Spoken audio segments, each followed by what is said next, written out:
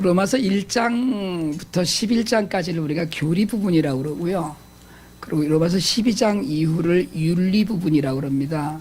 다른 말로 로마서 1장부터 11장까지를 교리라고 하고 12장 이후를 실천편이라고도 이야기하죠.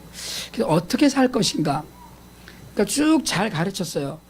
기독교는 이런 것이고 예수님의 말씀은 이런 것이며 구원은 이런 것이다. 하나님의 사랑은 어떤 것이다 라는 것을 잘 가르쳤는데 그걸 가르친 이후에 그러면 이제 우리는 어떻게 살 것이냐. 그래서 12장을 시작할 때 그러므로 라는 단어로 시작합니다. 그래서 12장부터 쭉 끝까지 가면서 우리가 어떻게 살아야 된다고 얘기를 하는데 어떻게 살아야 된다고 이야기할 때 그 여러 가지 이야기를 하면서 가장 중요한 것은 받아들이고 억셉트하라. 그리고 남의 것들, 그 잘못된 것들도 다 용납하라는 그런 얘기였는데 오늘 우리가 읽은 그 성경 구절입니다. 15장 7절부터 13절까지가 그 로마서 실천편의 핵심이다 이렇게 얘기하고요. 그 중에서 가장 중요한 요절을 7절이라고 이야기하거든요. 우리 같이 한번 읽어보실래요? 시작. 그러므로 그리스도께서 우리를 받아 하나님께 영광을 돌리심과 같이 너희도 서로 받으라. 그럼 죄인인 우리를 예수님께서 십자가에서 돌아가시면서까지 받아주셨어요. 그 이유는 뭐냐면 하나님께 영광을 돌리기 위한 것이었거든요. 그러니까 우리를 받으심으로 해서 하나님께 영광이 되었다는 거예요. 그러니까 사람을 받아들이는 것도 사실은 하나님께 영광을 돌리고 하나님의 영광을 드러내는 것과 같다. 이렇게 지금 바울이 이야기하는 겁니다. 더군다나 오늘 본문은 9절부터 12절까지 사이에 열방이라고 nations라고 표시된 단어가 다 이방인이라고 해석할 수 있는 말입니다. 그러니까 주의 백성과 함께 즐거워하고 감사하고 찬송하라고 이야기하는데 그 안에 사실은 유대인 출신이든 이방인 출신이든 다 그리스도인이라면 함께 하나님 앞에서 같이 받아들이고 살라는 거예요. 받아들이고 사는 이유는 단지 하나예요. 모두가 하나 될 때 그것이 하나님의 영광이 되기 때문입니다. 내 옆에 있는 사람이 어떠한 사람이든지 그가 수염을 기른 이방인, 유대인이든지 또는 율법을 전혀 모르는 이방인이든지 그들과 함께 찬양하고 감사할 때 하나님께 영광을 돌리게 된다고 바울이 가르쳤어요. 그러니까 예배 중에 아니, 이 사람은 왜 우리 교회에 왔지? 이러면 영광이 안 된다는 거예요. 같은 성도들 중에도 마음에 되게 안 드는 성도들이 생깁니다. 같이 살다가 보면 가시같이 찔리는 성도들이 있어요. 다 받아들이라는 거예요. 아무 조건이 없어요. 예수님도 이 사람 저 사람 무슨 뭐 예쁜 사람 그 못생긴 사람 키 큰 사람 키 작은 사람 이거 다 구분하지 않으셨거든요. 그러니까 다 받으셨다는 거예요. 로마 교회에 두 부류의 사람들이 있던 것처럼 사실은 오늘날 교회 내에 나와는 다른 많은 사람들이 존재하는데 바울이 그 다름을 받아들이라고 가르친 것이 오늘 15장 7절이고 이제까지 쭉 했던 이야기예요. 그게 사랑이고 구원받은 자의 삶이라는 겁니다. 사실은 제가 오늘 이 말씀을 계속 묵상을 하면서 15장 7절에서 은혜 받은 것은 우리를 받으셨다는 단어였어요. 우리를 거절하지 않으셨다는 거거든요. 요한복음 3장 16절에서 말씀하셨죠. 하나님이 세상을 이처럼 사랑하사 독생자를 주셨으니 이는 그를 믿는 자마다 누구든지의 의미예요. 믿는 자는 누구든지, 그러니까 믿는 자마다 멸망하지 않고 영생을 얻게 하려고 하셨다는 건 누구든지 영생을 얻게 하려고 하셨다는 거예요. 여러분 사실은 주님은 조건을 달지 않으셨거든요. 구원에 누구든지 받으셨어요. 구원의 은혜에 믿음으로 반응하면 누구든지. 그래서 오늘 우리를 받으셨기 때문에 오늘 저와 여러분이 이 자리에 있는 겁니다. 우리를 받으셨기 때문에. 그러니까 우리를 받으셨다는 말씀 안에 제가 있다는 생각을 하면 여러분 사실은 이렇게 억셉트되고 받아들여진 우리가 이렇게 사는 게 맞나 싶을 때가 있습니다. 제가 아주 어렸을 때 하나님의 은혜를 입었거든요. 제가 초등학교 5학년 때 한 학기를 학교에 못 갔어요. 류마티스를 앓았습니다. 그리고 그해 여름방학 하던 날인데 그게 아마 7월 25일쯤 됐던 것 같아요. 그날 교회 부흥회 가서 그날로 기도를 받고 일어서서 걸었어요. 어느 여전도사님이 저를 누워놓고 기도하시다가 마치 베드로가 성전 미문에 앉은 안진뱅이에게 이야기했듯이 일어나서 걸어라라고 단호하게 하셨던 말씀이 지금도 기억이 나요. 전 걷고 뛰었거든요. 그러니까 거의 한 5개월 가까이를 전혀 움직이지 못하다가 걷고 뛰었어요. 저희 어머님 말씀에 의하면 그때 제가 아팠던 다리가 잠깐 좀 짧아 보였다 이렇게 얘기하시더라고요. 지금도 생생한 것은 그 다음날 저희 아버님이 교회에 오셨는데 그때는 교회에 의자가 없었습니다. 다 그냥 마룻바닥이었지. 제가 우리 아버님을 교회 문 앞에 오신 아버님을 뛰어가서 만나는데 그때 놀란 표정이 지금도 생각이 나요. 그래서 하나님의 은혜가 감사했죠. 정말 뭐든지 다 감사한 일뿐이었어요. 저희 어머님이 저를 주의 종으로 바치겠다고 서원 기도를 한 것도 알았지만 당연히 그렇게 가는 건 줄 알았어요. 근데 여러분 당연히 그렇게 가지지가 않았어요. 꾸준히 그 길로 가지 못했습니다. 그래서 마치 탕자처럼 하나님을 떠나서 밖으로 떠돌았고 하나님은 저를 오래 기다리셨어요. 그리고 어느 날 제가 돌이켰을 때 하나님은 한 번도 어떤 말씀이나 조건도 없이 늘 그러셨던 것처럼 그냥 저를 받아주셨어요. 주님은 한 번도 저를 거절하지 않으셨습니다. 그렇게 방탕하게 살던 때도 잠시라도 하나님께 얼굴을 돌리면 한 번도 외면하지 않으셨어요. 그리고 그런 제가 목사가 되었어요. 이 일이 참 낯설었어요, 저한테는. 당연히 가야 되는 일인 것 같았는데 여러분 제가 굉장히 남들은 그런 이야기를 많이 합니다. 유머러스 하고 저희 집사람들어 그 남편이 이 우스갯소리도 잘하고 그래서 재밌게 잘 살겠다고 그렇게 얘기를 한다고 그래요. 근데 저희 집사람이 그렇게 얘기하죠. 데리고 살아보라고. 제가 사실은요 굉장히 낯가림이 좀 심합니다. 그래서 요 사람을 알면 요 사람 말고 그 옆에 다른 사람이 있으면 불편해해요. 전 그냥 하나 그런 그 성격이 좀 있거든요. 이렇게 잘 웃고 떠들고 잘 이야기하는데 근데 그건 그냥 친한 사람들 사이에선 그래요. 그걸 한 발짝만 넘어가면 잘 이렇게 만나서 얘기하는 것도 참 불편해하고요. 또 이렇게 친하게 뭘 하는 일들을 쉬워하지 않아요. 그런 성격을 갖고 목회를 하다가 보니까 좋은 사람과 싫은 사람의 구분이 아주 뚜렷했어요. 그렇다고 해서 넌 안 돼 라는 얘기는 안 하지만 마음속으로 온전히 받아들이지 못하고 목회를 했어요. 목회라는 게 여러분 사실은 예수님의 양떼를 대상으로 하나님 말씀을 전하고 천국에 이르도록 같이 가는 길을 같이 가는 거라고 생각을 하는데 성도들에 대한 거절의 마음이 늘 있었어요.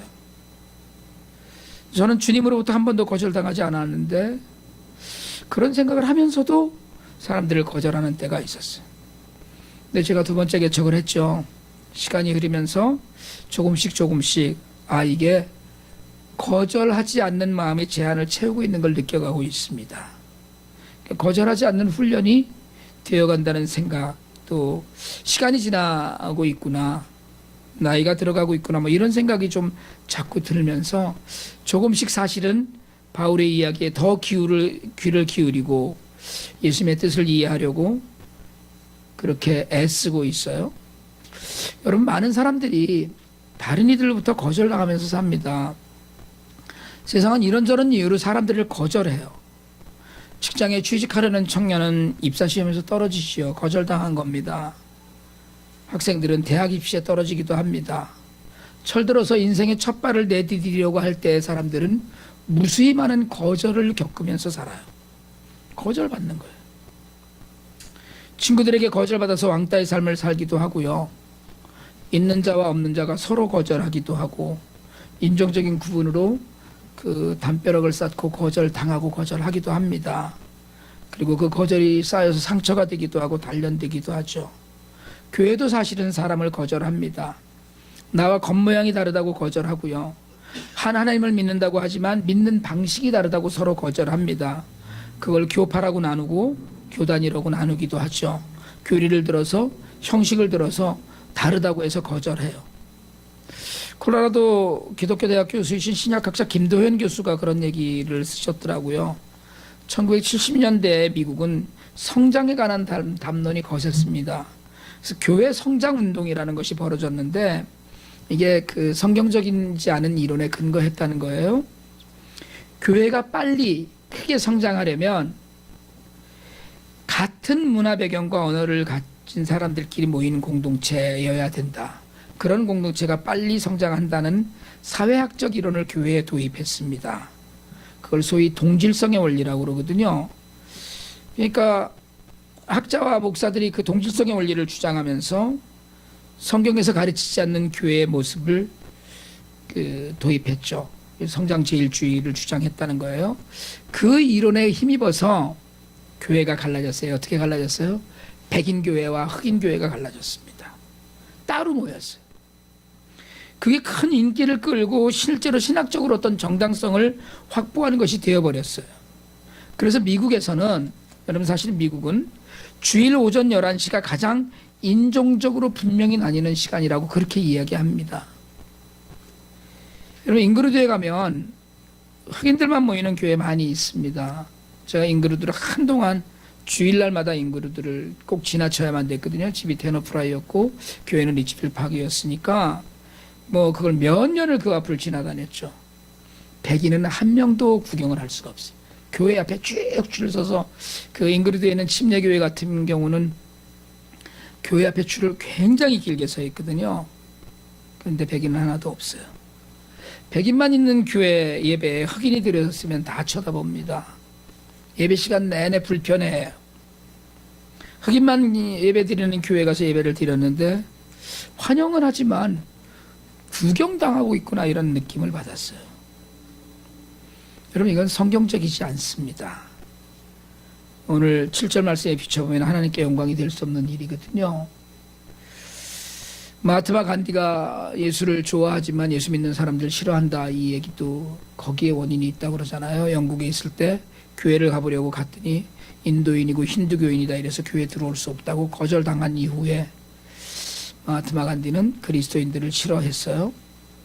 나누어 예배드리고 거절하면서 예배 공동체로 세워져 가지 못하고 예수님 닮은 공동체가 되지 못한다는 거예요. 물론 뭐 우리는 한국어로 예배를 드리니까 당연히 한국말 하는 사람들끼리만 모여야죠.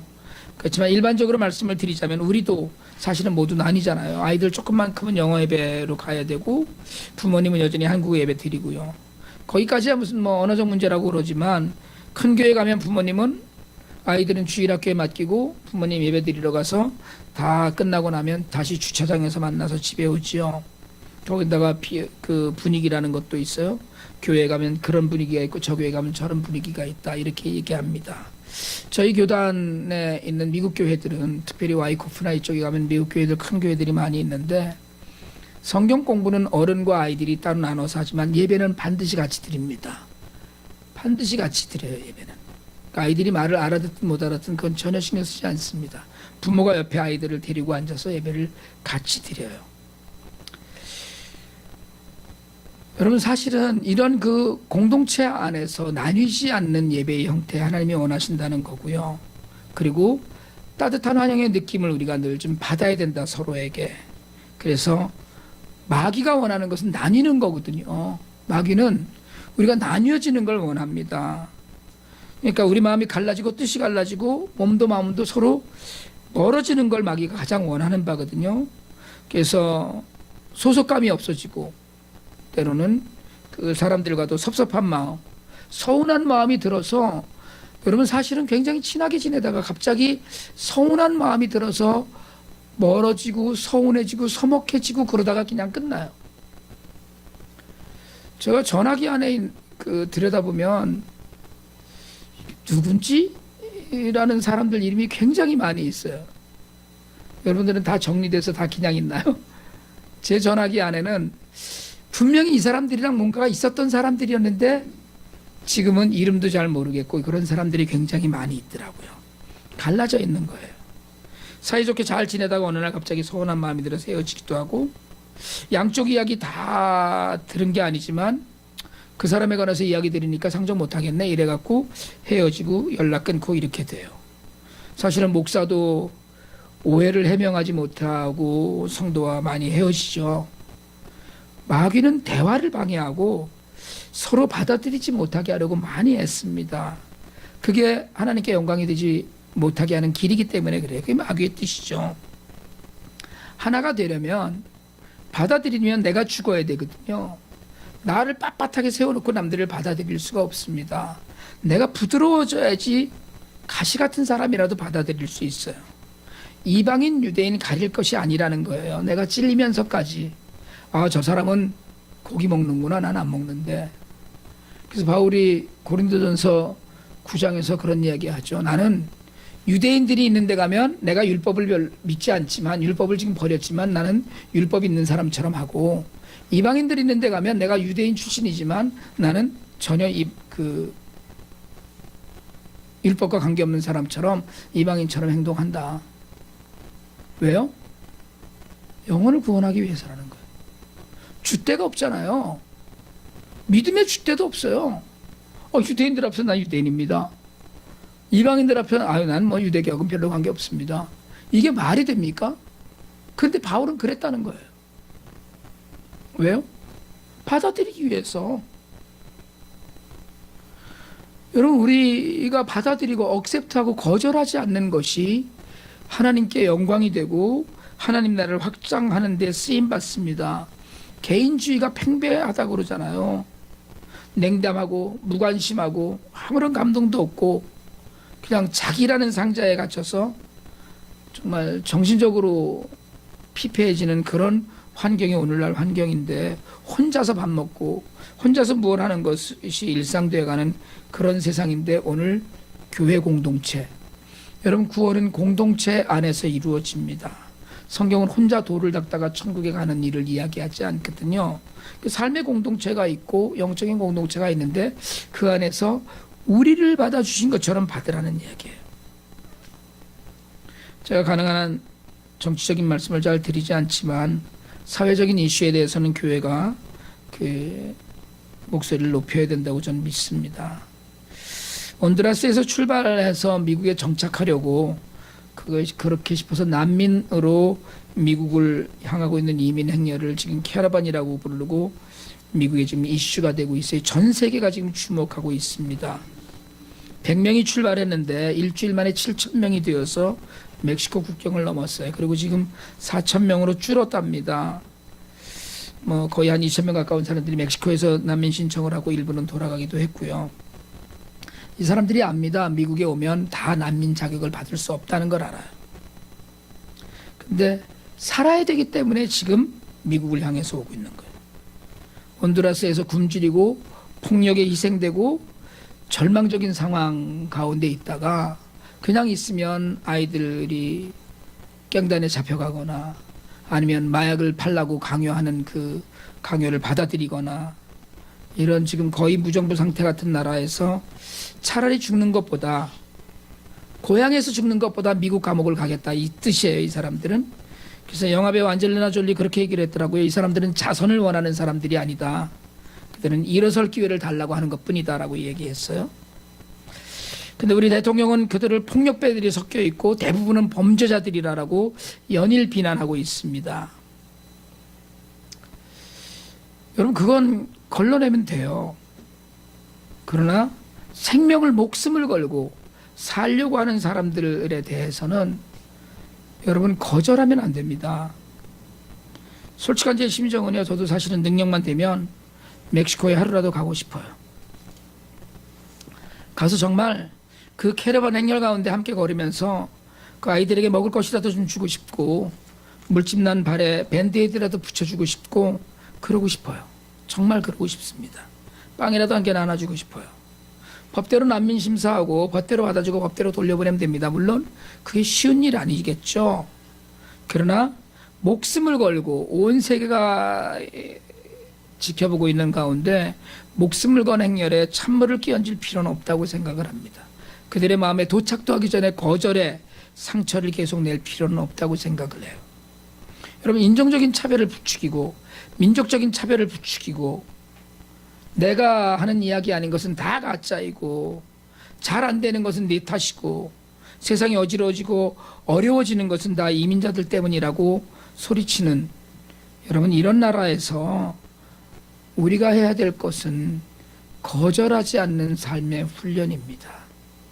사람 반드시 함께 살아야 합니다.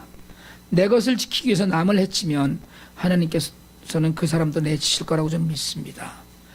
예수님 분명히 이렇게 말씀하셨어요. 이 소자 중에 하나에게 한 것이 내게 한 것이다. 연약한 자를 받아들이고 안아주고 같은 편이 되어주는 일은 예수님이 남기신 인류의 빛나는 유산이고 우리가 지켜야 될 행동 강령입니다. 우리가 같은 성도를 받아들이는 것, 우리가 같은 가족을 받아들이는 것, 여러분 이건 정말 미국이 난민을 받아들이는 것보다 얼마나 쉽습니까? 우리가 하나님께 영광을 돌리기 위해서 유대인이든 이방인이든 서로 받아들이라는 바울의 로마 교회를 향한 이야기를 우리 이야기로 받아들이는 일, 여러분 이건 쉬운 일입니다. 바라기는 우리가 사랑하고 살길 바랍니다. 사실은 사랑이 굉장히 어려워요. 다 내주어야 되는데 여러분 저도 사실은 사랑이 어려워서 힘겨워합니다. 받아들이고 살기 바랍니다. 우리도 받아들여질 수 없는 조건의 사람들이었어요.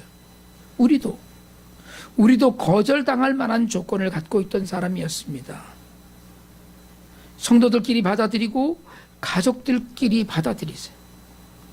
성도들끼리 다투기 쉽고 가족들끼리 싸우기 쉽습니다. 여러분 전혀 모르는 사람이나 가깝지 않은 사람하고는 싸울 일이 없어요. 멀리 있는 사람한테는 상처받지 않습니다. 상처를 받고 어려운 일은 반드시 가까이 있는 사람들 때문에 그래요. 사람은 가까이 있으면 장점도 보이지만 단점이 훨씬 더 크게 보입니다. 그냥 멀리서 볼 때는 좋아 보였던 것도 가까이 가보면 디테일이 보이면 왠지 더러워 보이기도 하고 추해 보이기도 합니다. 가까이 있는 사람 사랑하기가 제일 힘든 거예요. 가까이 있는 사람을 100% 받아들이기가 참 어렵습니다. 바울은 오늘 우리에게 권해요. 예수님도 우리를 받으셔서 하나님께 영광을 돌리셨어요. 이제 우리도 서로 받아서 하나님의 영광을 드러내길 원합니다. 바울이 오늘 13절에서 그 성도들을 축복해요. 로마서 15장 13절의 말씀을 표준 세번역으로 제가 읽어드리고 마치려고 합니다. 로마서 15장 13절, 소망을 주신 하나님께서 믿음에서 오는 모든 기쁨과 평화를 여러분에게 충만하게 주셔서 성령의 능력으로 소망이 여러분에게 차고 넘치기를 바랍니다. 기도드리시겠습니다.